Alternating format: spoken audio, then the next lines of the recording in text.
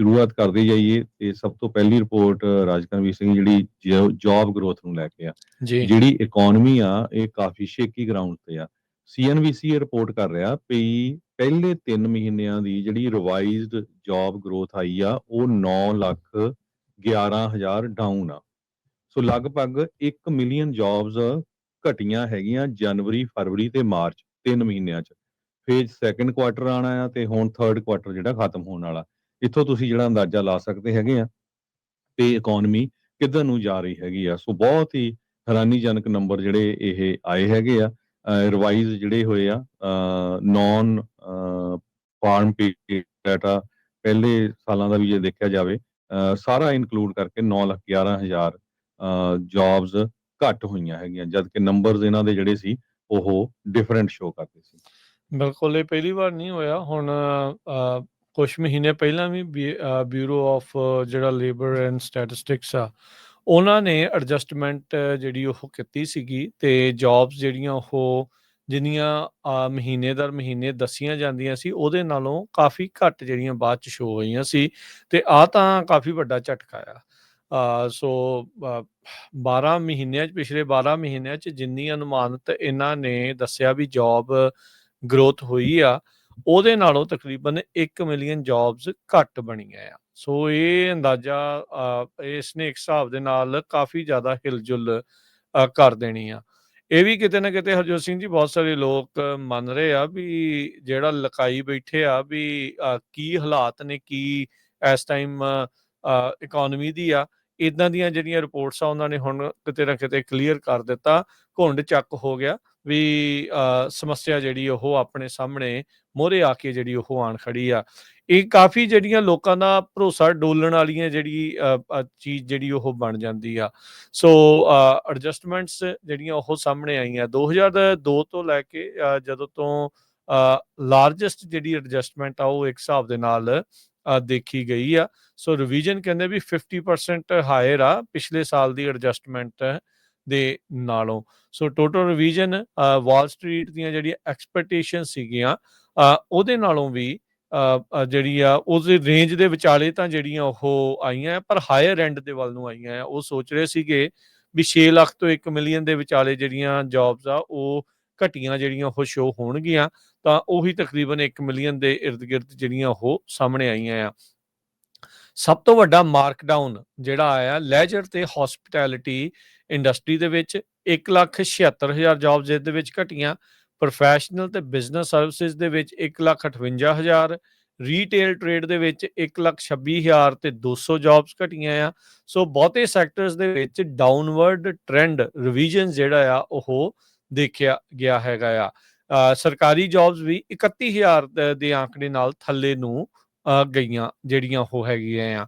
ਸੋ ਇਹ ਜਿਹੜੀ ਇਸ ਟਾਈਮ ਸਿਚੁਏਸ਼ਨ ਆ ਉਹ ਮਾਰਕੀਟਸ ਨੂੰ ਲੈ ਕੇ ਖਾਸ ਕਰਕੇ ਜੌਬਸ ਦੀ ਮਾਰਕੀਟ ਨੂੰ ਲੈ ਕੇ ਜਿਹੜੀ ਉਹ ਆਈ ਹੈਗੀ ਆ। ਓਵਰਆਲ ਜੇ ਦੇਖਿਆ ਜਾਵੇ ਇਸ ਦਾ ਅਸਰ ਅੱਜ ਜਿਹੜੇ ਸਟਾਕਸ ਦੇ ਉੱਤੇ ਨਹੀਂ ਨਜ਼ਰ ਆਇਆ। ਇਨਫੈਕਟ ਸਟਾਕਸ ਕੱਲ ਦੇ ਮੁਕਾਬਲੇ ਕਿਤੇ 70 ਪੁਆਇੰਟ ਕਿਤੇ 27 ਪੁਆਇੰਟ ਜਿਹੜਾ ਉਹ ਉੱਤੇ ਚੱਲ ਰਿਹਾ ਹੈਗਾ ਆ।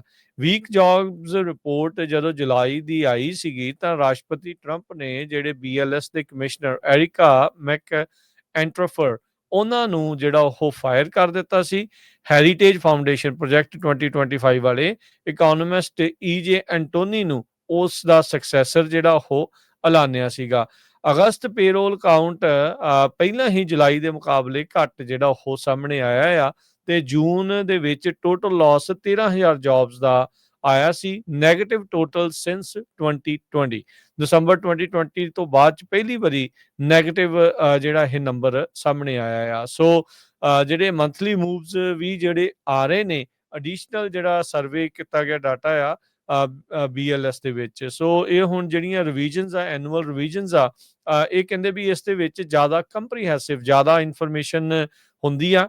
ਕੁਆਰਟਰਲੀ senses of employment and wages the data ਜਿਹੜਾ ਟੈਕਸ ਦਾ ਡਾਟਾ ਆ ਉਸ ਨੂੰ ਜਿਹੜਾ ਉਹ ਲੈ ਕੇ ਫੁੱਲ ਡੂ ਓਵਰ ਜਿਹੜਾ ਉਹ ਡਾਟਾ ਇੱਕ ਹਿਸਾਬ ਦੇ ਨਾਲ ਕਹਿੰਦੇ ਵੀ ਕਰਨਾ ਪੈਂਦਾ ਹੈਗਾ ਆ। ਸੋ ਹੁਣ ਇਹਨਾਂ ਦੇ ਆਪਣੇ ਬੰਦਿਆਂ ਦੇ ਦੁਆਰਾ ਹੀ ਇਹ ਜਿਹੜੀ ਰਿਪੋਰਟ ਟਰੰਪ ਹੋਣਾ ਦੇ ਦੁਆਰਾ ਪੇਸ਼ ਕੀਤੀ ਗਈ ਆ। ਸੋ ਓਵਰਆਲ ਜੇ ਆਪਾਂ ਦੇਖਿਆ ਜਾਵੇ ਤਾਂ 9,11,000 ਜੌਬਸ ਘੱਟ ਜਿਹੜੀਆਂ ਓਵਰਆਲ ਪਿਛਲੇ 12 ਮਹੀਨਿਆਂ ਦੇ ਵਿੱਚ ਪੈਦਾ ਹੋਈਆਂ ਆ, ਜੋ ਕਿ ਇੱਕ ਹਿਸਾਬ ਦੇ ਨਾਲ ਇੱਕ ਹਿਸਾਬ ਦੇ ਨਾਲ ਵੀਕ ਜੌਬ ਮਾਰਕੀਟ ਦਾ ਜਾਂ ਲੇਬਰ ਮਾਰਕੀਟ ਦਾ ਇਸ਼ਾਰਾ ਆ। ਉਂਝ ਇੱਕ ਦੂਜੇ ਐਂਗਲ ਤੋਂ ਦੇਖਿਆ ਜਾਵੇ ਹਰਜੋਤ ਸਿੰਘ ਜੀ, ਫੈਡ ਬਹੁਤ ਚਿਰ ਤੋਂ ਕਹਿ ਰਿਹਾ ਵੀ ਸਾਡੀ ਲੇਬਰ ਮਾਰਕੀਟ ਬਹੁਤ ਜ਼ਿਆਦਾ ਹੌਟ ਚੱਲ ਰਹੀ ਆ, ਜਿਹਦੇ ਕਰਕੇ ਅਸੀਂ ਜਿਹੜੇ ਇੰਟਰਸਟ ਰੇਟ ਕੱਟਸ ਨਹੀਂ ਕਰ ਸਕਦੇ। ਮੈਨੂੰ ਲੱਗਦਾ ਵੀ ਇੰਟਰਸਟ ਰੇਟ ਕੱਟਸ ਨੂੰ ਲੈ ਕੇ ਇਹ ਜਿਹੜਾ ਆંકੜਾ ਆ ਉਹਨਾਂ ਦੇ ਅਨੁਕੂਲ ਹੀ ਆਇਆ ਆ। ਇੰਟਰਸਟ ਰੇਟ ਕੱਟਸ ਜਿਹੜੀਆਂ ਉਹ ਆਉਣਗੀਆਂ, ਇਹ ਹੁਣ ਤਕਰੀਬਨ ਕਹਿੰਦੇ ਵੀ ਤੈਅ ਹੋ ਚੁੱਕਾ ਆ। ਵੀ ਇਹ ਹੁਣ ਦੇਖਣਾ ਵੀ ਕੁਆਟਰ ਹੁੰਦਾ ਆ, ਅੱਧਾ % ਹੁੰਦਾ ਆ, ਜਾਂ 3/4% ਜਿਹੜੇ ਆ ਉਹ ਪੁਆਇੰਟ ਘੱਟ ਜਿਹੜੇ ਕੀਤੇ ਜਾਂਦੇ ਆ।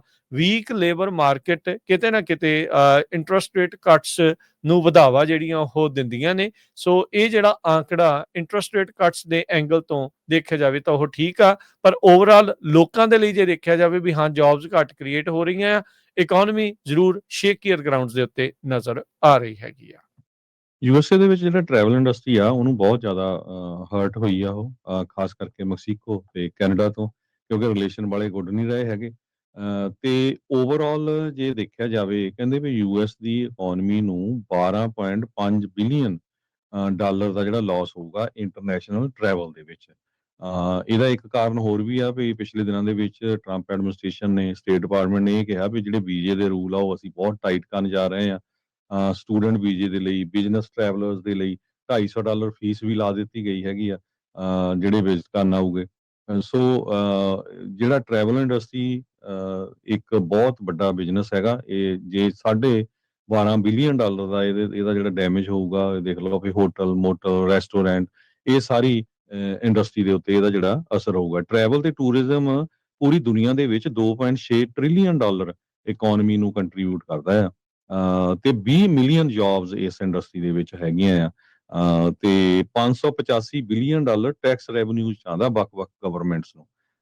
7% ਗਵਰਨਮੈਂਟ ਦੀ ਇਨਕਮ ਇਹ ਤੋਂ ਆਉਂਦੀ ਆ। ਸੋ ਇਹ ਅੰਦਾਜ਼ਾ ਲਾ ਲਓ ਵੀ ਕਿੰਨੀ ਕੁ ਵੱਡੀ ਜਿਹੜੀ ਟਰੈਵਲ ਇੰਡਸਟਰੀ ਆ, ਪਰ ਇਹ ਇਸ ਟਾਈਮ ਬਹੁਤ ਜ਼ਿਆਦਾ ਹਿੱਟ ਹੋਈ ਹੈਗੀ ਆ।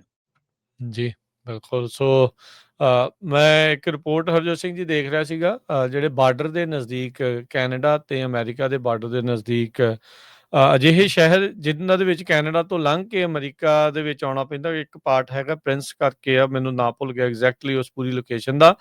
ਬਹੁਤ ਸਾਰੇ ਜਿਹੜੀਆਂ ਉੱਥੇ ਬਿਜ਼ਨੈਸਿਸ ਆ ਉਹਨਾਂ ਨੂੰ ਸ਼ਟਰ ਡਾਊਨ ਕਰਨਾ ਪੈ ਰਿਹਾ। ਕੈਨੇਡੀਅਨਸ ਬਿਲਕੁਲ ਵੀ ਜਿਹੜਾ ਆ ਉਸ ਥਾਂ ਦੇ ਉੱਤੇ ਹੁਣ ਨਹੀਂ ਜਾ ਰਹੇ ਹੈਗੇ। ਸੋ ਟਰੰਪ ਹੁਣਾਂ ਦੇ ਦੁਆਰਾ ਵਾਰ-ਵਾਰ ਜਦੋਂ ਕੈਨੇਡਾ ਨੂੰ 51ਵੀਂ ਸਟੇਟ ਬਣਾਉਣ ਦੀ ਗੱਲ ਆਖੀ ਜਾਂਦੀ ਆ, ਤੇ ਉਹ ਕਹਿੰਦੇ ਵੀ ਸਾਡੇ ਨਾਲ ਕੈਨੇਡਾ ਧੱਕਾ ਜਿਹੜਾ ਉਹ ਕਰ ਰਿਹਾ ਆ, ਸਿਰਫ ਇੱਕ ਤਰਫਾ ਫਾਇਦੇ ਨੂੰ ਲੈ ਕੇ ਜਿਹੜੀ ਉਹ ਗੱਲ ਕਰ ਰਹੇ ਆ। ਤਾਂ ਇਵੈਂਚੁਅਲੀ ਜਿਹੜੇ ਕੈਨੇਡੀਅਨਸ ਆ ਉਹਨਾਂ ਨੇ ਕਈ ਅਮਰੀਕਨ ਬਿਜ਼ਨੈਸਿਸ ਦਾ ਬਾਈਕਾਟ ਕੀਤਾ। 100% ਤਾਂ ਨਹੀਂ ਜਿਹੜਾ ਉਹ ਹੁੰਦਾ, ਪਰ ਫਿਰ ਵੀ ਫਰਕ ਜਿਹੜਾ ਉਹ ਪਿਆ ਆ। ਕਈਆਂ ਨੂੰ ਜਿਹੜੇ ਆਪਣੇ ਕਹਿ ਲਓ ਵੀ ਕੰਮਕਾਜ ਆ ਉਹ ਬੰਦ ਕਰਨੇ ਪੈ ਰਹੇ ਹੈਗੇ ਆ। ਸੋ ਧਿਆਨ ਰੱਖਿਓ ਸਾਰੇ ਜਣੇ ਵੀ ਇਕਨੋਮੀ ਦਾ ਕਿੱਦਾਂ ਜਿਹੜਾ ਉਹ ਚੱਲ ਰਿਹਾ, ਆਪਾਂ ਨੂੰ ਨਜ਼ਰ ਜਿਹੜਾ ਉਹ ਆਉਂਦਾ ਹੀ ਜਿਹੜਾ ਉਹ ਰਹਿਣਾ ਆ। ਵਾਈਟ ਹਾਊਸ ਦੇ ਜਿਹੜੇ ਪ੍ਰੈਸ ਸਕੱਤਰ ਕੈਰੋਲਿਨ ਲਵਿਟ, ਉਹਨਾਂ ਨੇ ਸਟੇਟਮੈਂਟ ਜਾਰੀ ਕੀਤੀ। ਉਹਨਾਂ ਨੇ ਕਿਹਾ ਵੀ ਜਿਹੜਾ BLS ਨੇ ਅੱਜ ਲਾਰਜੈਸਟ ਡਾਊਨਵਰਡ ਰਿਵੀਜ਼ਨ ਰਿਕਾਰਡ ਦੇ ਵਿੱਚ ਜੋ ਪੇਸ਼ ਕੀਤੀ ਆ, ਉਹ ਕਹਿੰਦੇ ਵੀ ਟਰੰਪ ਹੁਣੀ ਬਿਲਕੁਲ ਰਾਈਟ ਸੀਗੇ, ਬਾਈਡਨ ਦੀ ਇਕਨੋਮੀ ਡਿਜ਼ਾਸਟਰ ਸੀ ਤੇ BLS ਬ੍ਰੋਕਨ ਹੈਗਾ ਆ। ਸੋ ਇਹ ਵੀ ਜਿਹੜਾ ਦੋਸ਼ ਆ ਸਾਰਾ ਟਰੰਪ ਹੁਣਾਂ ਨੇ ਉਹਨਾਂ ਦੇ ਸਿਰ ਜਿਹੜਾ ਉਹ ਮੜ ਦਿੱਤਾ ਆ ਪ੍ਰੈਜ਼ੀਡੈਂਟ ਬਾਈਡਨ ਦੇ ਹੁਣਾਂ ਦੇ ਜਿਹੜਾ ਹੋ ਤੇ। ਸੋ BLS ਦਾ ਜਿਹੜਾ ਡਾਟਾ ਆ financial market, business, policy maker ਤੇ ਫੈਮਲੀਜ਼, ਇਸ ਕਹਿੰਦੇ ਵੀ ਆંકੜਿਆਂ ਦੇ ਉੱਤੇ ਡਿਪੈਂਡੈਂਟ ਹੁੰਦੇ ਆ ਵੱਡੇ ਜਿਹੜੇ ਡਿਸੀਜਨਸ ਆ ਉਹਨਾਂ ਨੂੰ ਬਣਾਉਣ ਦੇ ਲਈ। ਸੋ ਉਹਨਾਂ ਨੇ ਕਿਹਾ ਵੀ ਇਸੇ ਲਈ ਸਾਨੂੰ ਨਵੀਂ ਲੀਡਰਸ਼ਿਪ ਦੀ ਜਿਹੜੀ ਉਹ ਜ਼ਰੂਰਤ ਆ, ਤਾਂ ਜੋ ਭਰੋਸਾ ਤੇ ਕੌਨਫੀਡੈਂਸ ਇਸ ਜਿਹੜੇ ਬਿਊਰੋ ਆਫ ਲੇਬਰ ਸਟੈਟਿਸਟਿਕਸ ਆ ਉਸ ਦੇ ਵਿੱਚ ਜਿਹੜਾ ਉਹ ਵਾਪਸ ਜਿਹੜਾ ਉਹ ਲਿਆਂਦਾ ਜਾ ਸਕੇ। ਸੋ ਮਾਰਚ 2024 ਦੇ ਵਿੱਚ ਹਰਜੋਤ ਸਿੰਘ ਜੀ ਇਨੀਸ਼ੀਅਲ ਜਿਹੜਾ ਟੋਟਲ ਆ ਉਹ 8,18,000 ਘੱਟ ਜੌਬਸ ਦਾ ਆਇਆ ਸੀ। ਸੋ ਲੇਟਰ ਬਾਅਦ ਦੇ ਵਿੱਚ ਇਸ ਨੂੰ 5,98,000 ਹੋਰ ਘਟਾ ਕੇ ਜਿਹੜਾ ਉਹ ਕੀਤਾ ਗਿਆ ਸੀਗਾ। ਸੋ ਇਸ ਵਾਰ 9,11,000 ਜੌਬਸ ਜਿਹੜੀਆਂ ਉਹ ਘੱਟ ਪਿਛਲੇ 12 ਮਹੀਨਿਆਂ 'ਚ ਜਨਰੇਟ ਹੋਈਆਂ ਆ। 171 ਮਿਲੀਅਨ ਮੈਂਬਰਸ ਨੇ ਅਮਰੀਕਾ ਦੇ ਵਿੱਚ ਲੇਬਰ ਫੋਰਸ ਦੇ 350 ਮਿਲੀਅਨ ਦੀ ਪਾਪੂਲੇਸ਼ਨ ਦੇ ਵਿੱਚੋਂ।